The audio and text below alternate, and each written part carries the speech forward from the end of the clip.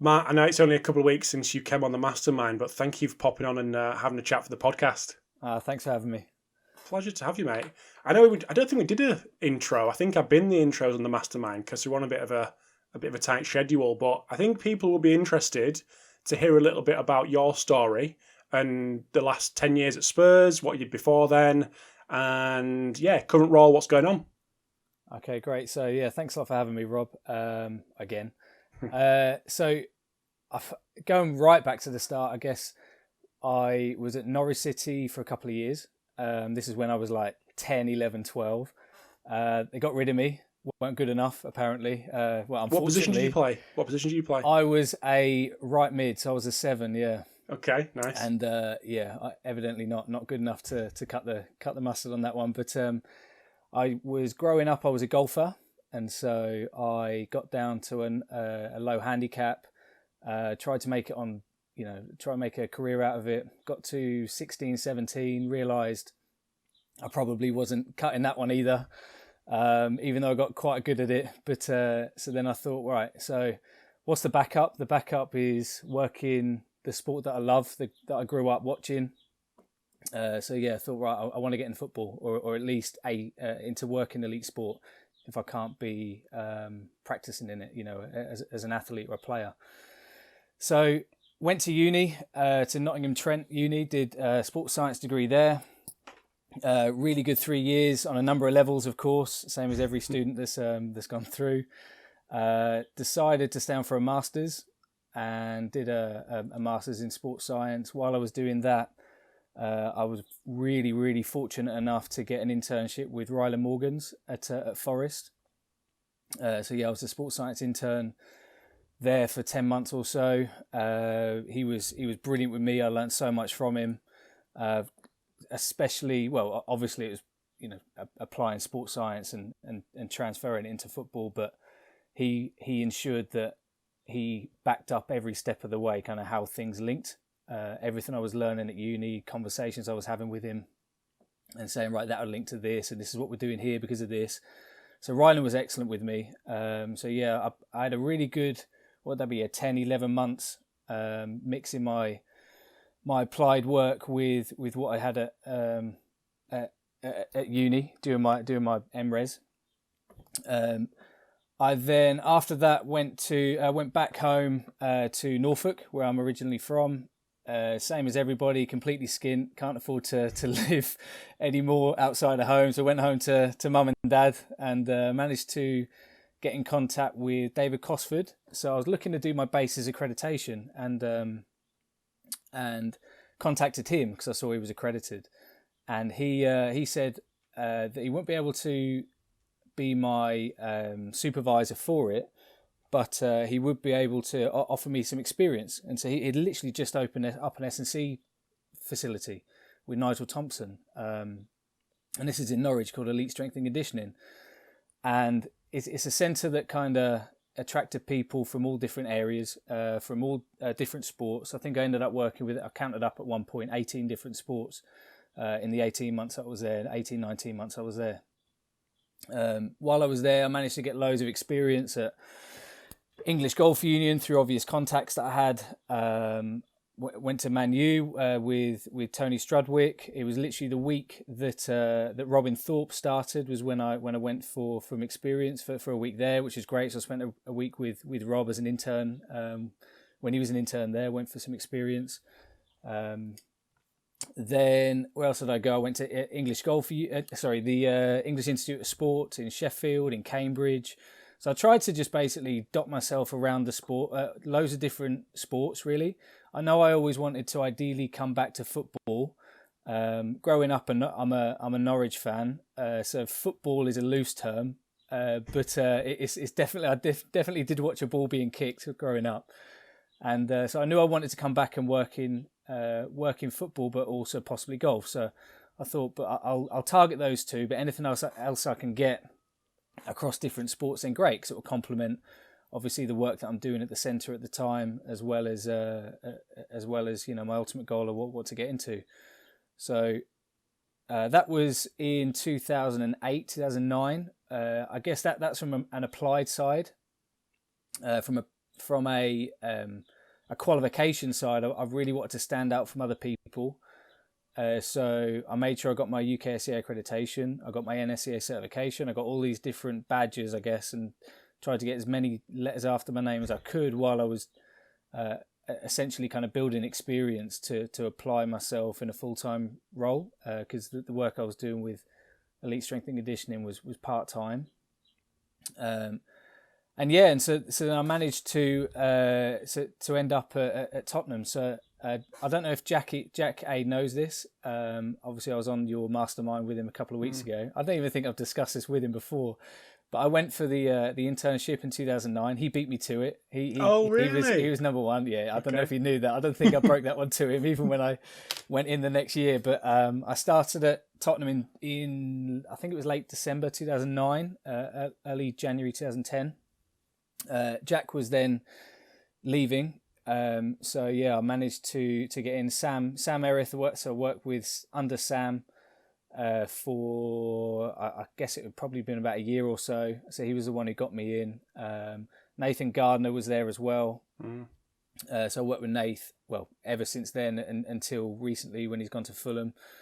So I've been around some really good people in sports science. I've been so lucky. And so yeah, so I've been at Tottenham ever since really. So Sam, when he first got me in, said, I remember him saying, and he wrote it, that I don't necessarily need an internship, but it was what they had, and so they wanted to get me in, and so they.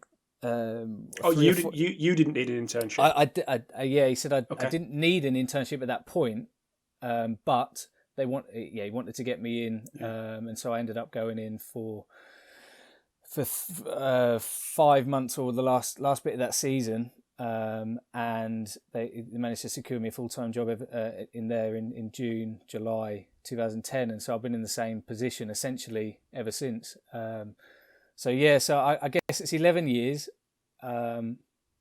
I have absolutely thrown myself into it every single year. I love it more every year. I feel like I develop every year. I've the kind of likening, I guess, sitting here now thinking about it, that I could think about or liken it to, would be kind of the Times Square shot when somebody stands still and all the traffic goes around them. And I think I've kind of stood still, but the scenery and everything and everything's kind of changed a little bit, you know, and the people that I work with and the building that we work in and all that has changed. And so when I first went there in 2010 until 2012, we were at Spurs Lodge, unbelievable facility. For functional for football. I say unbelievable. You know, what we're in now is unbelievable. But it was a functional place. The players, the academy players, all mixed with the first team players. You know, 8 next to them. It was very intimate. At that training centre, and it was good for all different kind of reasons for what it's good for now. We then have moved into this unbelievable facility in 2012 that we've been in ever since. It's like Disney World of football. in youth development, I guess it can be a positive and a negative. I love having a choice of salmon or steak for lunch, and food is so important, isn't it? Yeah, I love listening to your podcast, and you talk about Vald and things like that. I'm thinking, new technology. If I want to get it, pretty much, you know, if we put a good enough thing forward, we can get it. I mean, we're very spoilt, but so are the players, and so I think it's in a youth development sense. We have to get them to understand that this isn't football. You know what I mean? And so the environment and the culture that we develop in that place has to back that up, that it's, even though you may be in the building full time, it's only a small fraction of you that will go up to the other side and stick. And so we have to prepare you for the market as well as prepare you for rubbing shoulders every day with Harry Kane and etc. And so so it's the fine details of that I guess bring sports science and kind of change you into a player developer. And I think there are a lot of similarities to it, of course, because the science I bring to my work every day is obviously the reason why I'm in the building. And you know, you don't get somebody just come in and run the place on common sense. It has to have scientific rigor and everything behind everything we do. But to be a player developer is different, and it's the subtleties around it that I think is the thing that really interests me, and has helped me kind of keep me developing as well as developing players. But I've, like I say, I've been fortunate enough to been there for 10, 11 years. People like Skippy, Oliver Skip, Dane Scarlett, Jaffat, Tanganga. Like I've worked with these lads since they were knee high, and I think it's a unique position for somebody to have been in a place for as long as I have in the same role, to kind of oversee a gym program or an on pitch session with Oliver Skip when he was 9 years of under 9 years of age, and then see him play for the first team and things like that is brilliant. But it also means I can then kind of edit the programming we do and everything based on experience and not necessarily solely on the research that's out there, which is a unique position. But that's me. That's the last 14 or so, 15 years.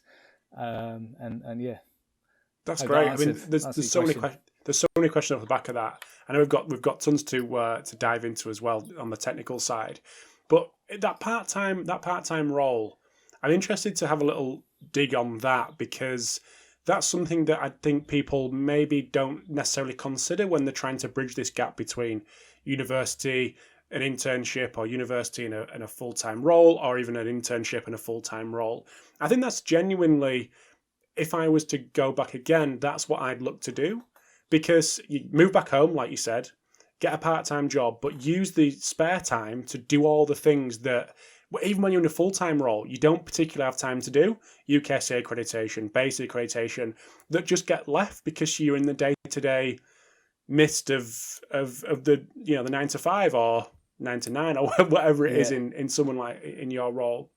And it also gives you a chance to get out there, experience different sports, experience different people, go on visits, spend a little bit of time with Robin and Tony at Man United. That just wouldn't happen if you get thrown into a job. But there's this kind of clamour to get there as soon as possible. I know that's just life and people want to move quick, but I think slowing that down does pay dividends in the long run. Like, you've got to know the people that you've got to know because you weren't thrust into Spurs straight away. You had that little bit of time in between where you could develop the relationships and just figure stuff out.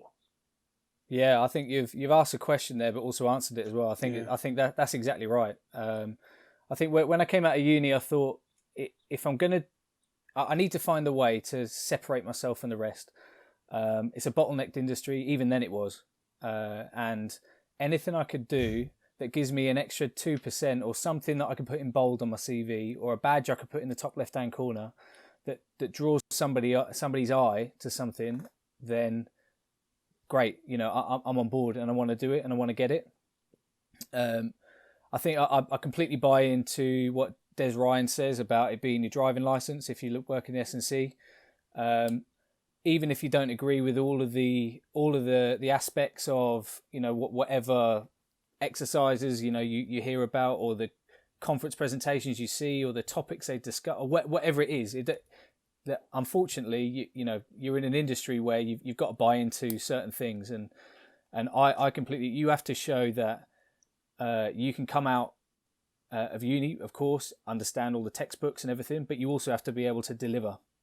And even if you don't do hand cleans or cleans or back squatting in your programming, you have to be able to coach something effectively that an athlete can then copy. And so, that's one part of it. Also, speed and agility.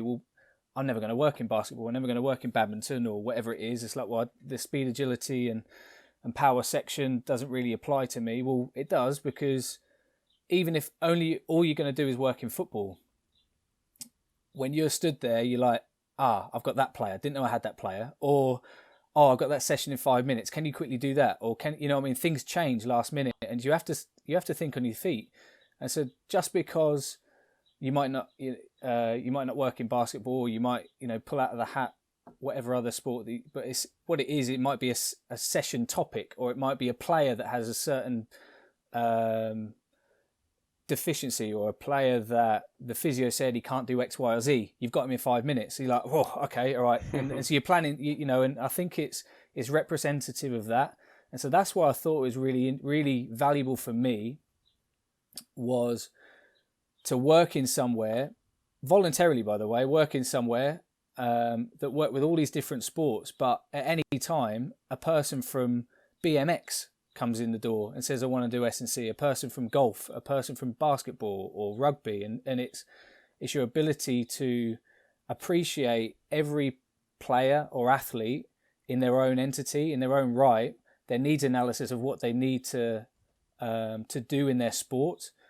And then also for them, how do they move? How what's their mobility like, their stability like, sport-specific action that you might know, like how do they perform that? Give us some videos, whatever it is. And I think it's appreciating every individual for what they are. And so I think that even though it wasn't in football, it was still a great transfer for me when I went into football, because I'm working with under 14s that some are a Q1 early maturated player. Another player might be a Q4 late maturer. I'm working with a 4-year age gap potentially there. And so I can't just blanket everybody. I need progressions, regressions. I need to make things specific to the individual. And so that's, I think, what that role brought me and helped me, and kind of set me up really for what I do in football, even though it wasn't necessarily all in football. Mm-hmm. And just to give people a bit of context who haven't gone through UKSCA, you pick a spot out of the hat in your assessment. So it could be basketball. Sorry, yes. No, that's all right. It could be basketball, football, whatever it is. But I think people, and this is going off topic now, we'll drag it back in a second, but people get freaked out if they do pick out a spot they've never worked in.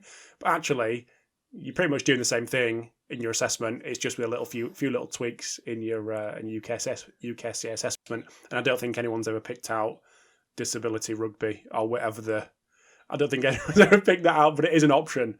Not quite sure that's I don't know if it is common knowledge, but maybe it is now. I'm not sure. I genuinely don't think anyone's ever picked that one out. But no. Anyway. But dragging it back to your work at Spurs, and this is one thing we chatted about a little bit in the mastermind, but I'd like to dive a little bit deeper, and it actually came in for a couple of questions because we asked for questions beforehand. And it was the training focus variation through the age groups and how you structure things, and potentially about the inclusion of play and multi-sports and how that runs through or doesn't run through as a thread across the age groups. And just to get a bit of an overview of what that kind of big picture looks like for you at Spurs. Okay. I guess the way I've always seen it is it depends what the end goal is. So depending on where they are in the academy spectrum is kind of the focus that you're working on. And I guess the closer you get to the adult game, the academy manager's view of what they want to see players be able to do and what is the ultimate goal. And then so we then must make models that kind of regress from that. And so our model is a lighthouse model. And I know it's a bit of a cliche, but it's something that everybody can understand. It used to be a house, but I thought it was a little bit too rigid in a multi-directional sport, and I'll explain this. Bear with me. So I thought, well, if I'm going to present to players, I'm going to present to parents, I'm going to present to coaches or whatever it is, and we're going to be doing things in the gym such as mobility work, stability work, movement development sessions, and all that kind of thing. I need people to be able to look at it and bring context to it.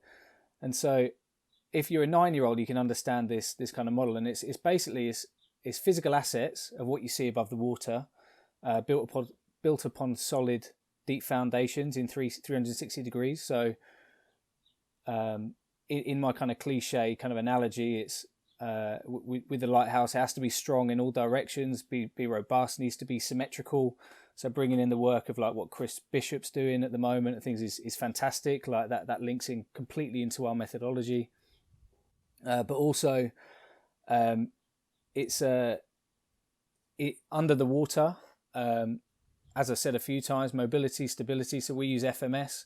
I think we focus a lot throughout throughout strength and power and everything that boards and force frames and everything that kind of gives you is a lot of it is about symmetry. And so why wouldn't our very low, slow kind of actions focus on symmetry as well? And so that kind of underpins our model very much. And so I want to be able people to be able to do things slowly before we do kind of speed them up. And so that is then kind of at the bottom. Then we kind of build through movement development.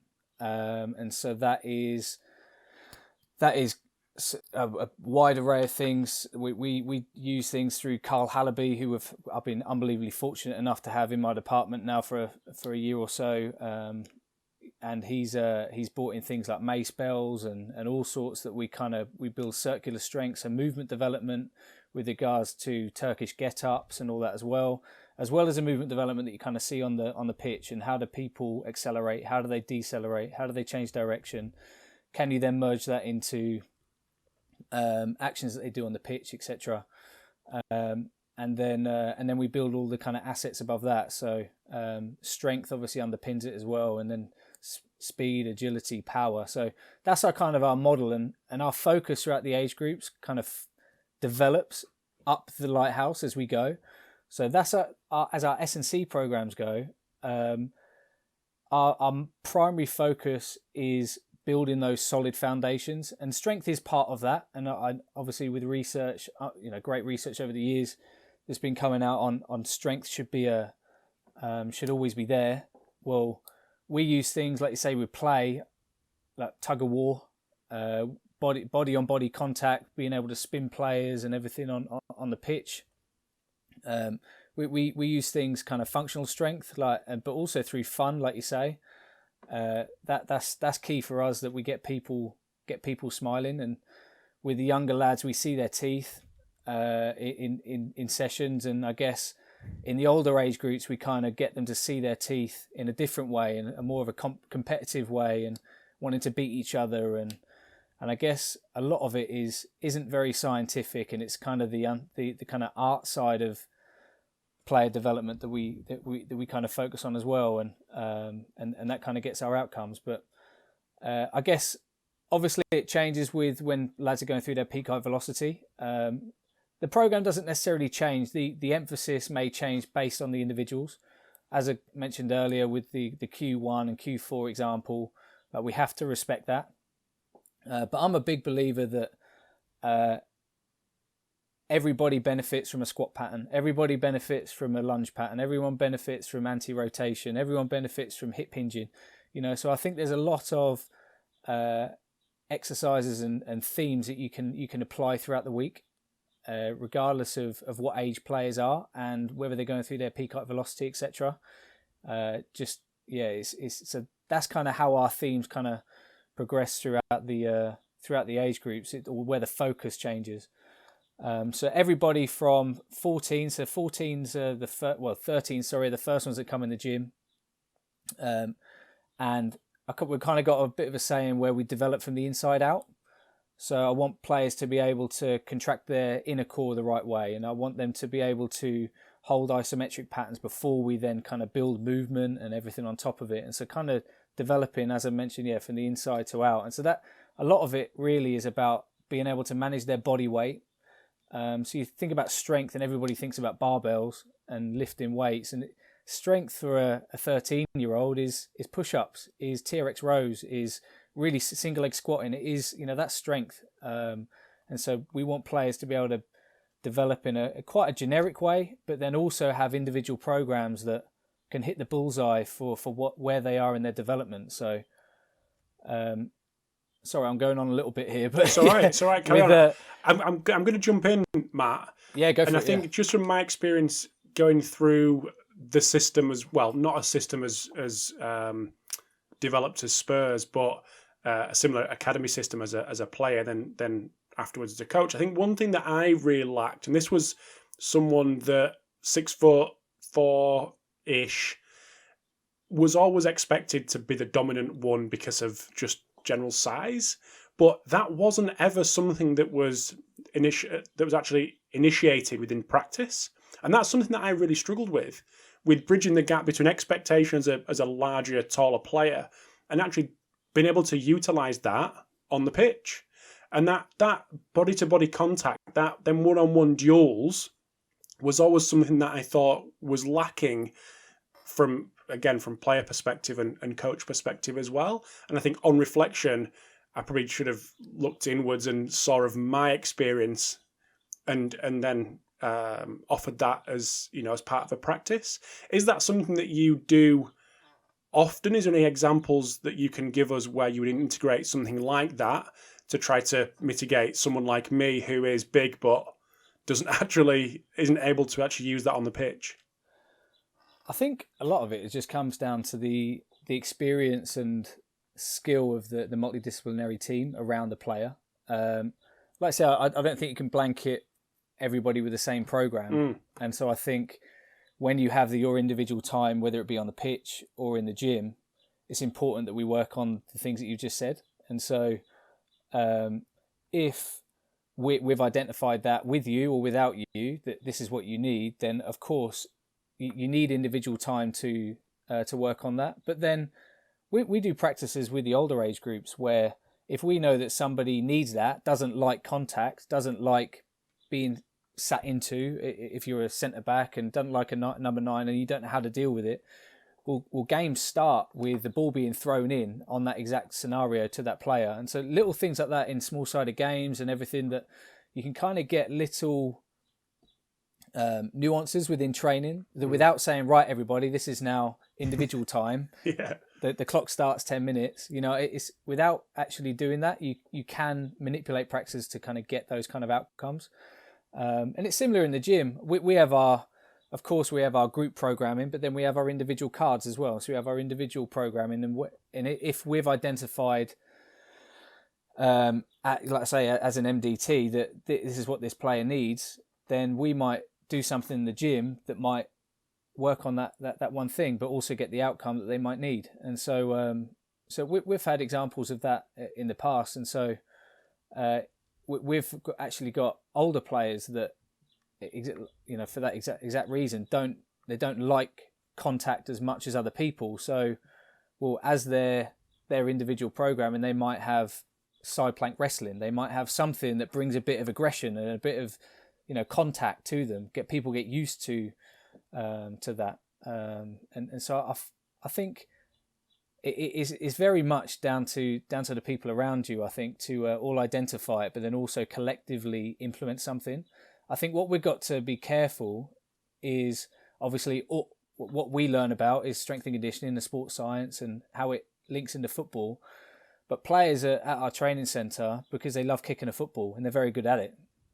And so when a lad goes into the gym, or when a lad does anything in an environment that doesn't involve boots on or on grass, you're a salesman. You got to tell them why they're doing something.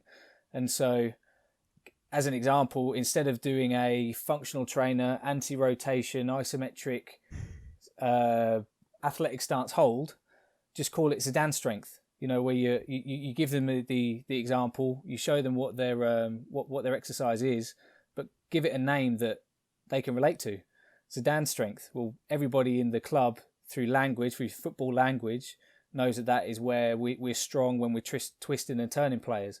Well, if we can make bring the pitch inside, then it's win-win, because not only does the player do it, he understands why he's doing it, and he's probably going to buy into it better, crank the weight up, and do it with a little bit more intensity in his mind as well as with his body.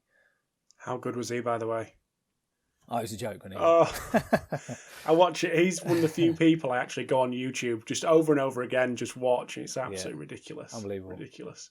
So we talked about the managing periods of rapid growth, and you mentioned that the program doesn't change too much.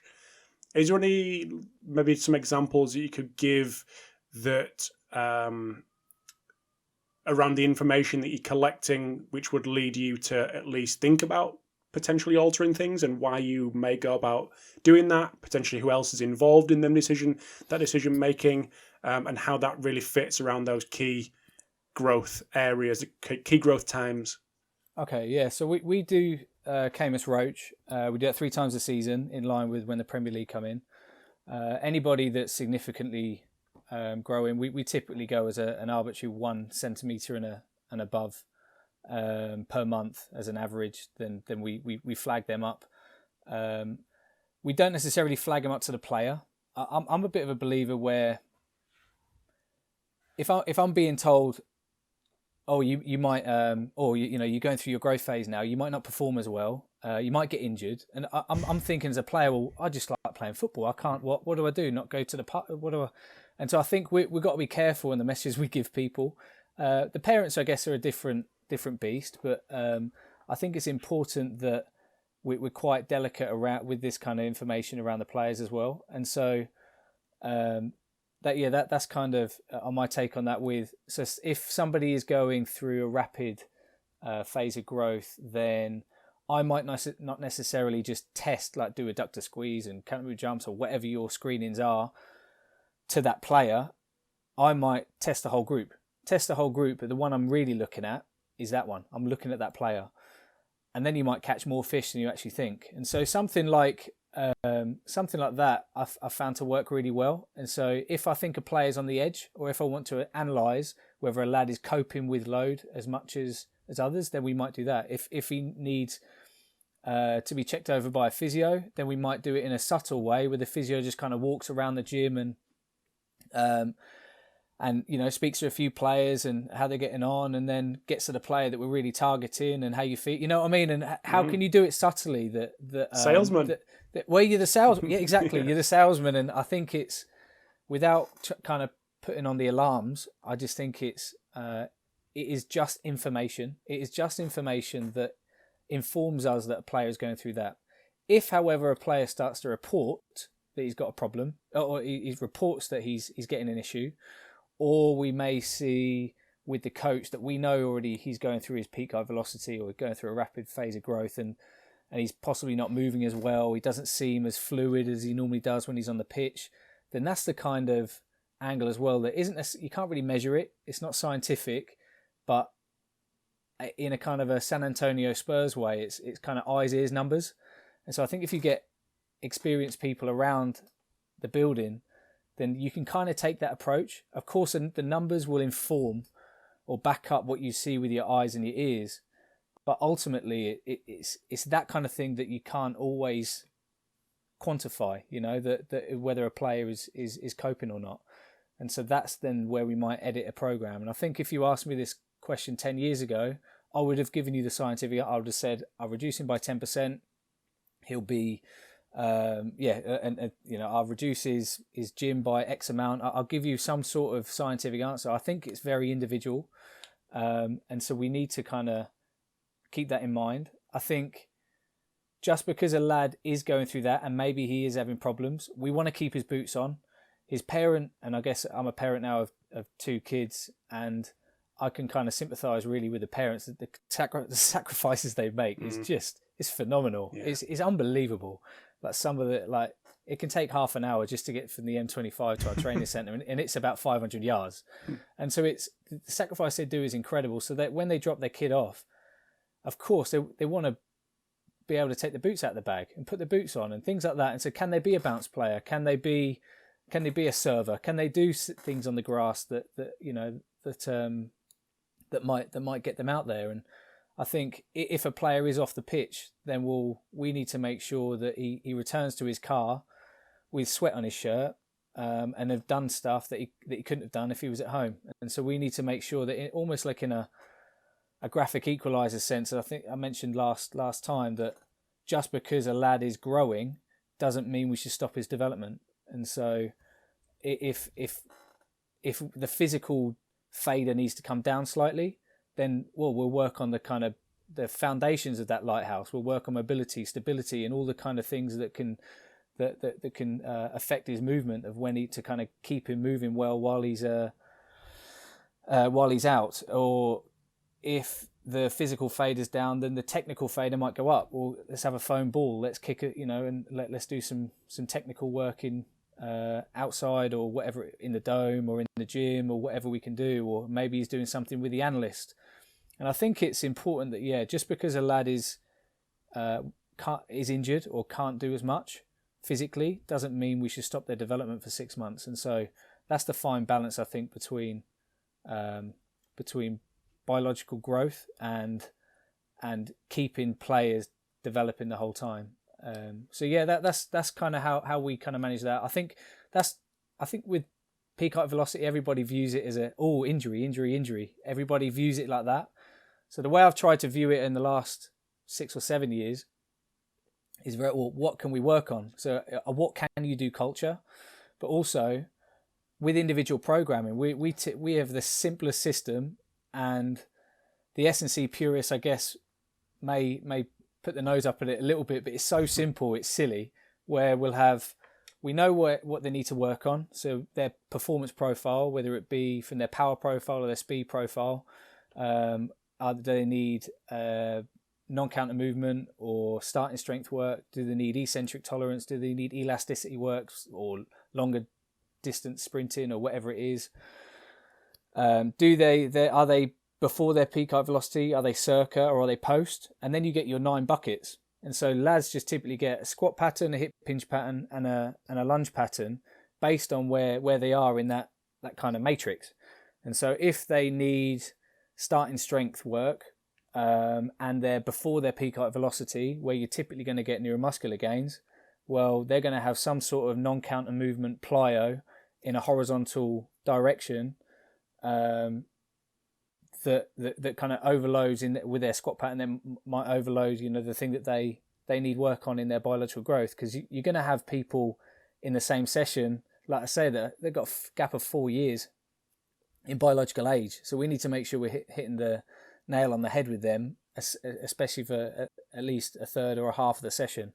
So somebody on the flip side that might need, there might be after the peak height velocity, they might have, but they still need non-counter movement work. Then we might be working on more strength work. We might be getting the kettlebells out, dumbbells out, might be working on something still with a tempo of non-counter movement, but something that kind of gets those morphological changes that their body is ready to give.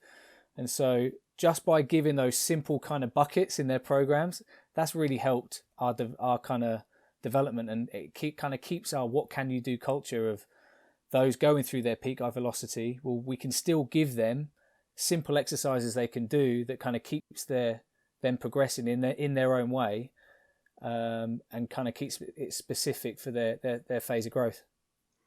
The emotional intelligence is something that's, I think, is really interesting, and especially with dealing with parents, because I think anyone coming out of university or wanting to get a job in a strength and conditioning, maybe a football academy, a lot of the time is their first port of call, and maybe they don't quite realise that you're going to have to deal with parents, and that's not necessarily always an easy thing. I remember speaking to the academy manager where I worked, and it was the bane of his life, dealing with parents' expectations, I remember as a player, we used to get Adidas boots. We used to get 2 pairs a season. I don't know if your lads still get them. We used to have Adidas boots, but we only allowed to wear black boots. But the Adidas deal sent white boots. And we're on £45 a week at this point. So there's a big meeting because parents are kicking off. They should be allowed to wear these white boots because they're free. Otherwise, these lads on 45 quid a week, you have to buy some £100 boots. So these are the kind of things that they had to deal with that you're not going to learn at university. Yeah. You're not going to learn anywhere. You're just going to have them personalities, them decent characteristics as a person to be able to deal with all these things that are just bolt-ons to what you've got going in the gym. And I guess that's the same with you guys. Like, there's so much more than just what goes on in the gym, what goes on the field that is encompassed within the type of role that you have. Yeah. I think transparency is massive. And as I mentioned before, the commitment these parents have, and of course they've dedicated their whole life to this kid's development, and we see them 3 times a week, 4 times a week or whatever. And I think it's right that we give back to them our transparency. What are they doing when they go in the gym? Come and watch this session over here. And I think obviously with COVID it stopped it a little bit, of course. But obviously speaking away from COVID in non-COVID times, which is hard to think of at the moment, but I think it's important that you do spend time in those kind of informal one-to-ones in the car park, and like purposely, instead of taking the route to your office or whatever through the building, take the route through the car park and say hi to people and stop by. And I think it's little things like that mean a lot, and they, especially in London, I mean, they can take a long time to get to this training centre and a long time to get home. And so I think it's only right that we do things like that then means a lot to parents. And some that they are just in a crowd. They're in a crowd of parents, and so everybody likes feeling special. And I think that even if you don't agree with giving individualized programs to younger players or whatever, everybody likes to feel special. Everyone likes their little bit of individual time that, right, I've seen you doing this and I want to work on this. And I think, what do you think? Is this good with you? And, and little things like that, it means a lot. And whether you're a player, a parent or a staff member, that time of somebody investing their time, to you, I think is huge. And so your representation there of the white boots and black boots and everything, it's probably just a bit more bigger than that. I think it's just everybody kind of wanting a little bit of time that they can discuss things. You know what I mean? I think it's like we've got I designed a program video a few years ago, and I thought, well, that's because I heard I was going to have a parents presentation or workshop later in the month. So I made a program video just so I could show it on there and just say, right, these are the kind of things your lad's doing when you're in the gym. When you can't see him, we're working on this. This links to this, because naturally, if you're dropping your 13-year-old off to training and you're a parent, you think he's going in the gym 3 times a week or whatever, like what are they doing to him? Well, this is how it links to football. This is what we do. It's not about getting your lad bigger or whatever it is. It's about bringing these qualities, and this is how it. This is quite generic, but then eventually this is how that links to football, and this is what your lad and if it's on an individual front, on a one-to-one meeting, it's like, can you remember when he ran past that player last week? And all, well, this is what we've been working on in the gym, and this is his program. And I think I know it's like you say, the bane of people's life. It can be, but I think bringing context and being transparent with parents is massive, and it's them as well that are going to decide whether they keep bringing their kid. So that's the important thing. And like you say, the limited time that the boys are at with you, the rest of the time, a lot of the time, they're going to be with their parents. So exactly, the happy parent makes life a whole lot easier for everyone involved, whether it be you guys or the boy himself. Exactly, makes life so much easier. I'd like to dive for the next little while into the training of speed, and this came up in the mastermind as well, and I think we can go a little bit deeper because I think we've got a little bit more time. But I'd like to get your general thoughts on developing speed in a youth in a youth setting, and where it goes in terms of a weekly cycle, how you measure progress, how you individualize things. Is it involved in warm-ups? Is it dedicated sessions? There's so much to go into. But in terms of developing speed in a youth setting, what's your overall thoughts?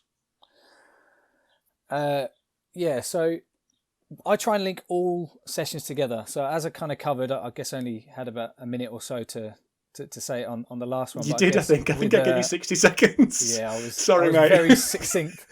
But yeah, as I've proven so far, I'll waffle on this one a little bit. But I think the biggest thing for me is that all sessions link.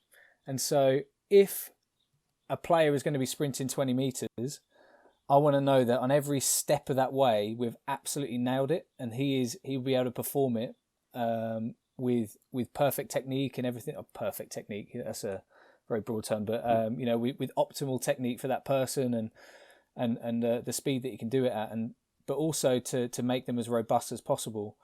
So when I say all sessions link, so say our theme on the pitch, for argument's sake, is say 10 meter speed, which is early in our cycle. So we have 2 cycles going from July to Christmas, and then reset from January to May.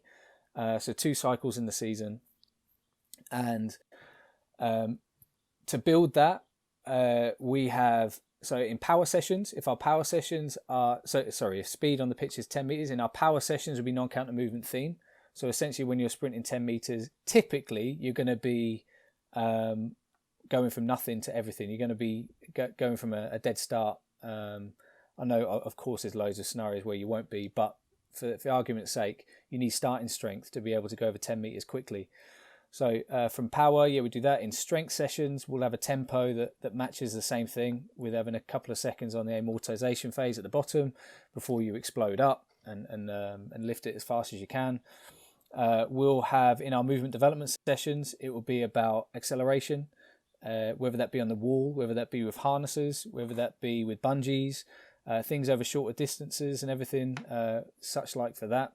If we had FMS sessions, obviously they get their individual programs, but also in group sessions, we'll make things specific for that distance, and so the qualities that they'll need. And so we link everything together. So then when we go out on the pitch, I know that every step of that way, we've prepared them for that. But then also it makes it really easy, as a kind of going down the salesman route again, that when they're in a power session and this lad who loves football has got a med ball in his hand and he's in a half kneeling position about to throw from a dead start, throw the med ball as hard as he can against the wall and jump as far as he can, he's thinking, oh, I can't wait to get outside. Well, actually, if we can then link something they're doing inside to what they're doing outside, then that's gold standard, I believe. So then obviously that links to training speed when they're doing that 10 meters. And so with that 10 meters, ideally it's not everyone in lanes, you know what I mean? And it's, of course, competition helps. But if we can include a football, fantastic. If we can include training speed against against somebody in a position or in a drill that you typically do in a game, now we're hitting the money on the nail on the head really with that one, because we're then linking everything they do in the gym to what they do in an actual football practice within a training within a speed drill during training. So then going up the chain, we then kind of build that really. So that's our first level essentially. Then we go on to 10 to 20 meters, where we'll then work on eccentric tolerance essentially within power sessions. We might bring in flywheels, we might bring in essentially a counter movement theme. We can then, in our movement development sessions, change a little bit. We then work on reacting to things. So we've got the technique of what they do when they're accelerating. So then how can then we react to a stimulus and maintain that technique? So we want to ingrain good technique, but then also when they're reacting to something, which is obviously part of the sport, we need to make sure that they're prepared for that, but also they maintain good technique when they're reacting. If their technique goes when they react to something, then we regress it slightly and we'll work on the bits before a bit more. But so we're trying to link everything together really, because then for obvious reasons, what I just mentioned there, then you know that you've got a program that's all linked, that a player can kind of buy into. And so we go through 2 cycles a season. Starts at under 14s, 15s, 16s, 17s, 18s. By the time they get through to at the end of under 18s, they've done like 9-10 cycles of it. And so of course we have exercises that progress, themes that we may focus more on throughout the time. Individual programs will progress as well, but the general themes of what we do, we'll work on that. And so we then make sure that whenever a lad is sprinting over those 20 meters, that, like I said, everything is nailed. The one thing that we also need to then bring in is the research. And so we know in the game, the name has eluded me, I apologise if you're listening, but we know that 60% of the time, I can't remember the exact stat, but 60% of the time centre-backs, when they sprint, their shoulders will be facing a different direction to where their hips are. So we need to make sure that, we bring that into our speed draw as well, because it's not just about jelly jaw and hands to pockets and mouth and all. We of course we want to ingrain good technique, but we need to make it football as well. And so the art around designing those football drills with the coaches, I think, is really important when they're doing speed.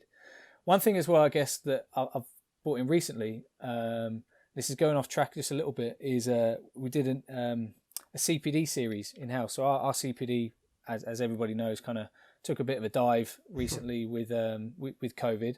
And so the money that we had available to go out and go on lavish events and everything, and obviously got diminished, and different qualifications and stuff. So we did our own in-house. And so we had 4 rounds. Everybody in my department, there's 8 of us in total, including the nutritionist, did 4 rounds of presentations. So we did like little TED Talks. And everybody did 2 rounds on what we do, and then 2 rounds on what we could do. So it kind of got us talking about things and how we can progress, our department and practice, but also solidify what we do. And so one of mine was on coaching science, and how can you get certain outcomes by what you say. And so I've been really fortunate enough to spend a bit of time with Nick Winkelman, like 10 years ago or so. I went out to Arizona, and people like that kind of brought coaching science onto my radar. And the little subtleties you can change in sessions can get certain outcomes. So of course, bringing competition to things is one thing. Using external cues is another thing. But also what I found recently, I did a little study during this presentation that I used in this presentation in my department, of the difference between running towards something and running away from something. Okay.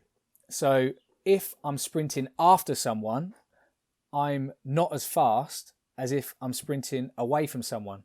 So if we can include things like that into our programming, then we're laughing, because I know that somebody will typically sprint faster when he's running away from someone than if he's running towards. Of course, you need to have a synergistic kind of thing where one goes first and the other one follows. But it's little things like that. If you can use a football as well, and then that you can get that extra 2% out of every sprint that they do.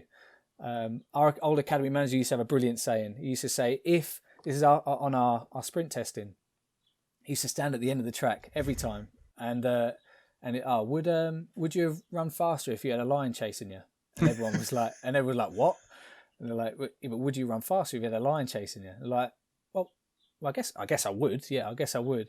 And that kind of stuck in my mind over the years. And I thought, well, actually, there's something in that. There's something in that. And I'm not preaching as any speed coach, biomechanist, or any. I'm not that. But I understand the subtleties of coaching science and the little changes you can put in your programs to get that extra 2 or 3%. And it's little drill designs that might be able to get a little bit more bang for your buck. And that's something that I found in an in-house study that I did recently, that I thought was quite interesting in training speed. That is interesting. I like that. I think the academy managers always throw in little things like that, don't they? Always interesting. Little, but that's just coming from a different perspective, little comment that gets people thinking. Yeah, definitely, 100%. And I think it's, that's the beauty of working in an environment like we do, and like other people do in other sports, is we're here to, of course, support the coaching staff. That is our, we are here as a physical development department or a sports science department to bolt on to that coaching process. And of course, we want to influence it to make people physically more robust and quicker and stronger and fitter. And then it links to their game model, and everything must regress from there. But essentially, these are the people we need to listen to, and their little way of viewing things in our little environment. We're like, "Whoa, what a great idea that is!" You know what I mean? And it's just the way they view things from a different angle, and we must respect that. We must respect it, and I think it's little things like that are little nuggets, I guess, that people will say on how you can change drill design to get a little bit more out of things. Just coming back onto the 10 to 20, on the 0 to 10, you told us about the exercises and focus that may be in strength sessions and maybe in power sessions. In the 10 to 20, you mentioned eccentric tolerance and inclusion of flywheel. Is there any specifics that you can give us on what that strength session versus the power session looks like, so people can compare it to the 0 to 10? Yeah, so in strength sessions, we won't have an amortization phase at the bottom. So it's literally down and up, down, up, down, up, or whatever the exercise is. With regards to power sessions, so counter movement theme, So the way I've kind of viewed this 10 to 20 is, generally speaking, the kind of average length that somebody will sprint in football is around 20 meters. So somewhere before that 20 meters, or maybe just after it, they're going to shove the brakes on. So linking our power sessions with that, then that's then obviously where I'm coming from with regards to the use of flywheels. So overloading that deceleration component, or having some sort of eccentric utilization in the exercise that we do with counter movement and landing and progressions on that. So we have a big use of flywheels. When a lad is ready to do it, we progress exercises to do it. But I think they are unbelievable for developing, firstly, buy-in, because a lad, when he does an exercise on there, whether it be in I can't demo online, can I? But in some sort of split stance where they might decelerate, then turn their hips out or something, and then it will suck them back into that split stance, turn the hips out of it. So we can work with coaching staff to like, what are the movements that this person struggles with, and we can hammer the hell out of it in our sessions. Of course, respecting recovery and everything around it, and reps and sets and building tolerance and everything. But if our game model is to press, well, at some point you've got to slow down and then change direction and press the next guy or whatever it is.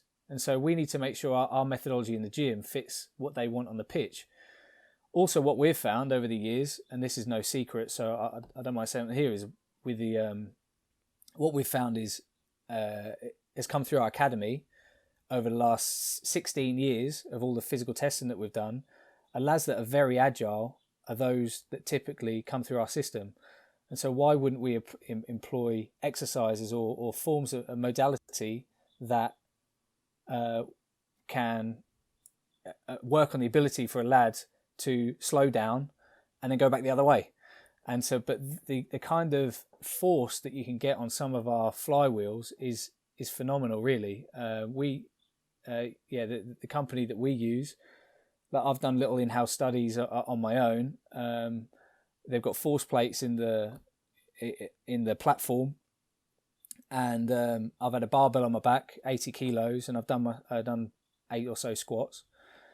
I've then put on the small wheel and given it some as hard as I can and seen what kind of force it gave on the computer in front of me. Then I put on the medium wheel, then I put on the heavy wheel and nearly tore my quads off. And the difference in force was phenomenal on what I was putting through the force plate. So firstly, of course, we've got to be careful. We need to make sure that lads are ready to do exercise like that, whether it just be with a very, very low resistance or technique based. But when you can build strength and build tolerance to that, and we put the lower weight in our power sessions, as I mentioned, then that's then you get great transfer there. One thing that we do have, and we use it in every session, and this isn't necessarily Tottenham's methodology, this is just my view on building speed, is we have a prowler, the M4 tank. We've got a couple of those that we use. Put it on level 1, and on our power sessions we have 5 meter speed. So we have our light gates, and we have a scoreboard at the end, a digital scoreboard tells us how fast we went through the lights, and then we've got a marker board, a leaderboard on a whiteboard, so then everybody can kind of keep score. And so we, in every single power session throughout the entire season, will include that. We'll include prowler speed, and so lads will give it everything, of course, because they want to beat everybody. So we'll have that in every power session. I believe that has a great transfer to the pitch as well. When we actually look at speed development times in our performance testing that we do 3 times a season with the Premier League, I'm a big believer that sprinting is a skill, and so, or accelerating is a skill, and so we can put in as many generic exercises in the gym as we want to develop that skill, or we could just get in the sprinting to develop that skill. And so we can do that once a week. Well, that's a skill. We had the same in counter movement jumps. So counter movement jumps, the development in that height that somebody might get, or the metrics that they get from force plates, but development in height that I saw over years and years, we'd have lads come in jumping 40 and within 6 months of jumping 60. It's like, well, that's not necessarily a representation fully of their improvement in power. They just got better at jumping. Mm-hmm. And so, well, why wouldn't I apply that to speed? And so, well, if you want lads to get quicker, of course, train the lower, slower movements to nail that technique, the angles they put into the grounds. They need to sprint. Of course, in a football context, if we can. But yeah, sprinting's a skill. And so if we could do that in our power sessions as well, then brilliant. And we can transfer that onto the pitch quite easily. That transference from what goes on the gym to what goes on the pitch when it comes to sprinting, do you have a same model for, like you've mentioned, the 0 to 10, 10 to 20? Do you have one for 20 to 30 or 20 plus? So 20 plus is typically just in power sessions is just elasticity. So we'll progress through continuous plyos and things like that. If somebody needs elasticity, then of course in their individual program they will have a hit of that at the start of the session. So when they're freshest, they'll work on what they need to work on, and so they'll have elasticity from the get go in July. So essentially that. With regards to strength, that's where that then starts to lose its attachment to all of the sessions. Okay. Because obviously it's hard to really truly build elasticity within if you're going to work on strength. But essentially it's then no pausing at the top. It's it's continuous. Say a trap bar deadlift. Let's say in the early phase of our speed model, they might just lift it and let go as a non-counter movement, concentric only lift. Then with the next phase, it might be then, standing up, start at the top, down and up, rest, down and up, with the trap bar deadlift. And then it might just in the continuous phase, just go up, down, up, down, up, down. It might also bring in things like kettlebell swinging. Of course, there's overlap between the areas in eccentric tolerance and everything with swinging, but I want players to be able to deadlift before they can swing. So that's where swinging can come in quite nicely in the back end of a model.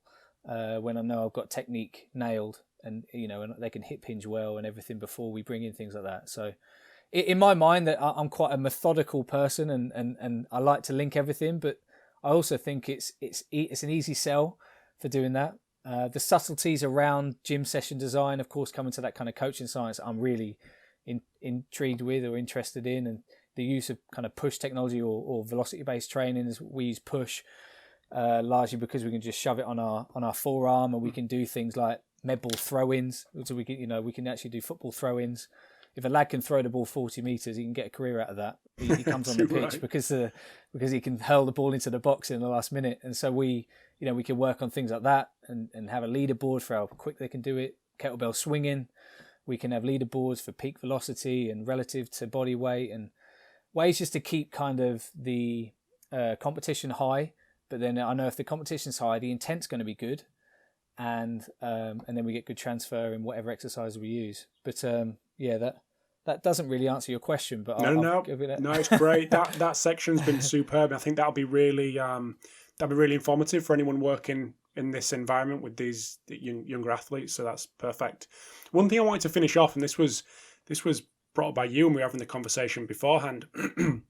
I'd mentioned about to finish off with some advice for younger coaches wanting to get into academy football. And we've kind of touched on that from the first 10 or 15 minutes at the start anyway. But one thing that you mentioned was this transfer from classroom to an applied setting and that potential gap that is there. Do you want to explain how we can potentially be better at that to fill that gap and allow people that better transfer from classroom to applied setting? Yeah, I think, as I mentioned earlier, I think I said it earlier, with regards to, I think it's a difference between then being a sports scientist and being a player developer, especially in academy football. It is bringing the art into what we do. And so when I first got to the club, John McDermott, the academy manager, said, I want you to design a presentation with your methodology on it. He said, I want to know how you link the classroom to the coalface. And I thought, oh God, how do I do that? And so I kind of, it got me thinking, this is like 10 years ago. I thought it's a great saying, actually, in reflection, where it is the transference of it. And so the examples that I've used over time of, that the the classroom might say, right, to prevent a hamstring injury, you need to do this, followed by this, followed by this, followed by this. But in reality, the player can't, I don't know, there might be a restriction on the pitches are frozen, and he's got education at that time, and he can't do this in the gym because he's had this issue in the past. And there's so many different aspects that when you're in the coalface, you have to apply the science in a different way. But then I think from that then kind of got me, that was kind of step one really. And then over the years I've thought, well, I need to make sure that whatever scientific interventions I do, it complements the development of the player. And so give you an example. If a player goes out on a Saturday night, this is obviously 18 plus. Of course. If a lad goes out on a Saturday night, gets in late, drunk, whatever it is, didn't eat food, didn't eat good food, didn't hydrate, woke up poor sleep, woke up the next day, didn't rehydrate, comes into the training centre on Monday, so 2 days after, high DOMs on his well-being, terrible sleep, quality awful, hours 3, and all that. What's your mood like? Terrible. You know what I mean? It's like 8 out of 10 or whatever the number's given. And so what do? We edit the program to keep him fit.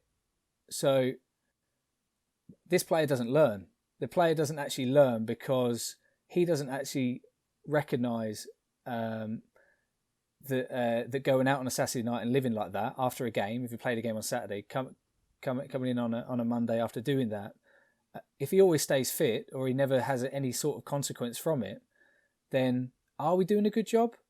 I guess on my stats I am, because they're all fit and everything. But I'm not saying we purposely injure players, but it's the subtleties around it of we need to be aware of, okay, right, whose birthday is it this weekend? And listen out for conversation, eyes his numbers, you know, and it's little things like that are key.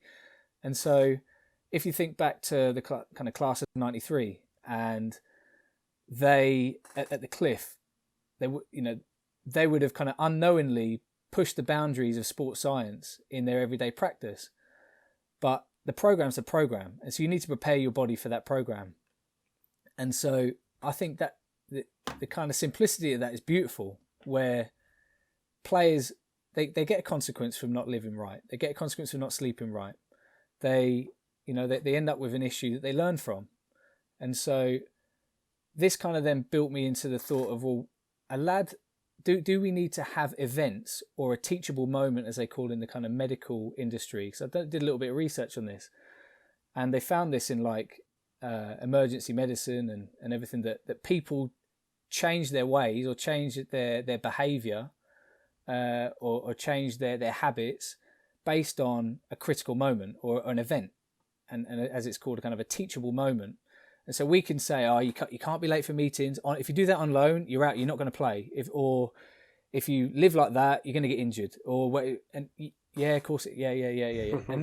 and you can have as many player reviews as you want. And I think it's the fine details around that truly bring in the player developer kind of angle on it. And so I keep a diary. It essentially merges all of the objective things that we get on each player and all of the kind of eyes and ears and the subjective things that we see on a player. The player might, he stretches his hamstring. Like at the end of the day, I've got on a PowerPoint, everybody's got a cell, all players, and everyone's got a cell for each day. So, okay, right. So this player saw him stretch his hamstring. This player heard it's his birthday this weekend. This player, his counter movement jumps down. His squeeze is okay. But I heard him talk to his mate the other day about his groins.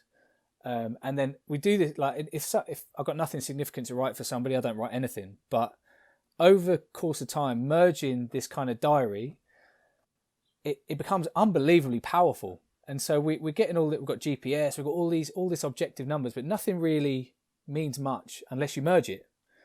And so we can contextualize GPS as much as we want. But essentially it's with the other sides that then it becomes really powerful. Of course, from an injury prevention standpoint, but also from a player developer standpoint. We're waiting for these events. We're waiting for these teachable moments where a player might have didn't bring his water bottle out to training one day, and then he did the same thing every day that week. And then the following week, he gets a hamstring injury. Right, I've got it. Teachable moment. And so, this is your log from last week.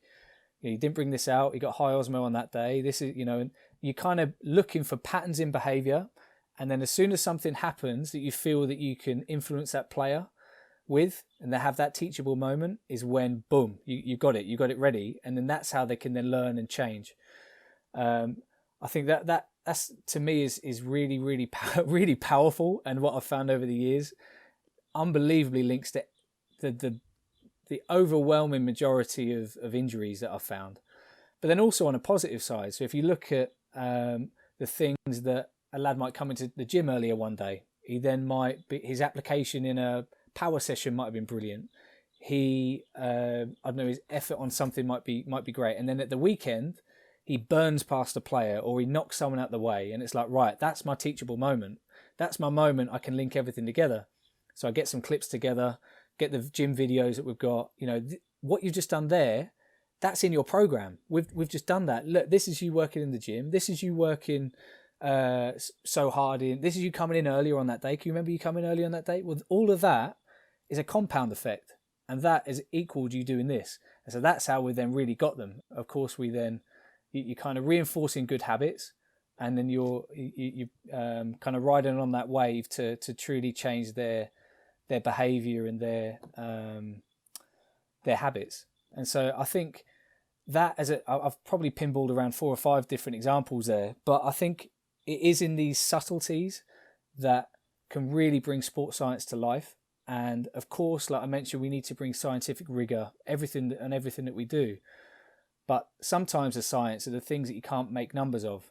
And so that is an important thing. And then obviously, as you mentioned, emotional intelligence is like, right, well, when is the time I tell this person?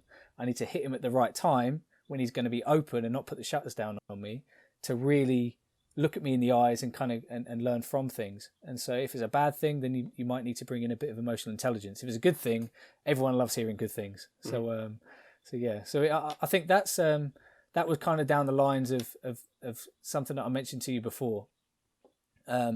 It's only the workings in my head, and I'm sure somebody's got a different opinion that would go against it. But at the same time, that's what I've found. I've been doing that now for 5 or 6 years, and I've found it to be unbelievably powerful, yet completely free. So if I'm at Tottenham or Thurrock or wherever I am, no disrespect at all, it's just because the only place I could think of with a T, is I can do that. I can keep a diary. I can keep a log of when a person stretches his hamstring or stretches his calves or come into the gym a little bit earlier, or you know that you went out on a night out that day there. And so is it a moment that you can learn from? Of course, one caveat that I would put to that is academy is different to first team. The first team, of course, all the research and everything that's gone on over the last decade, 15 years, is if players are available, you typically can perform better and you end up with better result. Of course, the thing is about player availability. So I can keep a player available, great. But in academy development, in youth development, maybe we need to hold off a little bit, hold off on messages, hold off on pulling them a little bit, and let things pan out. Let them make their own mistakes, be autonomous in what they do, and then we are then supportive at the end to then be the critical friend and go through it with them. And so I think the beauty of our environment is then, well, how can we then, this is the next layer, how can we then create those pre-events? How can we create it? So, of course, we don't want players to fail. If lads are going up to Pochettino, well, we need to create a pre-event for them. We need to get them accustomed to something before it happens. So that might be something really simple by the way we train, the intensity that we train at. It might be the structure of our drills. It might be, a drill that they've done in the week before. It might be the manner of our coach. Does he give similar messages? If we know a lad is going to go out on loan with a manager that's pretty strict or whatever you want to call it, or harsh, or then maybe we need to edge that player into that kind of environment where the way we speak to him, the way we set up his sessions, the way we give him feedback during training, get him accustomed, give him a pre-event before he experiences it, because of course you only get one first impression. And so I think that's the key in player development, is can you create these pre-events? And I guess every environment's different, but I've found that really interesting, and that's something that I've kind of been looking at unscientifically, I guess, over the last 5 or 6 years, and changing behaviour is certainly dictated by these teachable moments that we should all kind of wait for and prepare for. Mate, that is absolutely class. We've gone through loads, from training focus, variation, speed, growth and maturation, a little bit at the end for advice for people, classroom to coalface. Absolutely class. So thank you for giving up your some of your Friday afternoon. But if anyone wants to jump into a conversation, DM you somewhere, where's the best place for people to get in contact? Through Twitter is fine. Matt Allen's Sports Science SPSCI, I believe. Nice. is that's my handle, or LinkedIn or something is fine. I can't promise I'll get back to everyone. I'm really sorry. I'm not the best at it, but I will have batches where I'll then just fly through loads of messages. So if it takes me a while, please bear with me on that one. Absolutely, I'm sure that won't be a problem.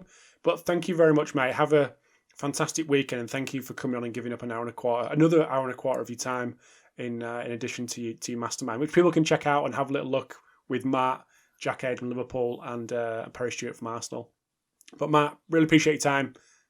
Speak soon. Thanks, pal. Thanks, Rob. Bye, mate.